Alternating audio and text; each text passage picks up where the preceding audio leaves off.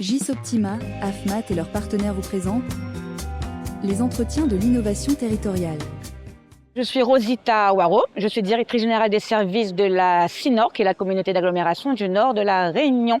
Écoutez, c'est une très belle initiative déjà de l'IAE, de nous retrouver sur une table ronde et sur des échanges qui sont pluridisciplinaires et puis avec des participants et un auditoire qui est de toutes filières différentes et qui agissent tous pour le développement du territoire. La table ronde sur laquelle j'étais traitait de la question de la solidarité territoriale et de l'évaluation.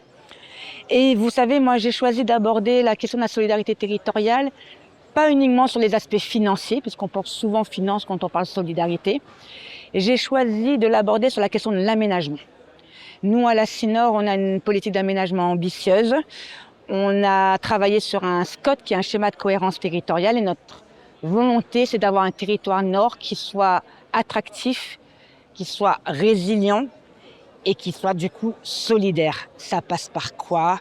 Ça passe par un territoire qui fournit des services publics de manière égalitaire aux citoyens, un territoire qui propose des solutions de mobilité pour les usagers pertinentes, un territoire qui développe des réseaux pour avoir une eau de qualité, de l'assainissement de qualité, etc., etc. Donc j'ai voulu démontrer que l'aménagement du territoire à la CINOR était un outil de solidarité territoriale.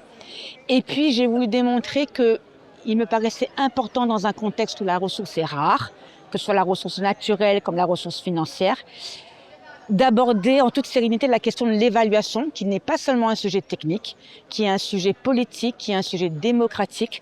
Comment on s'organise pour évaluer nos projets, avec quels indicateurs, et puis surtout, et c'est mes mots de conclusion, comment on associe le citoyen, comment on en fait un citoyen éclairé pour qu'il participe avec nous à l'élaboration des projets, bien sûr, mais aussi à l'évaluation.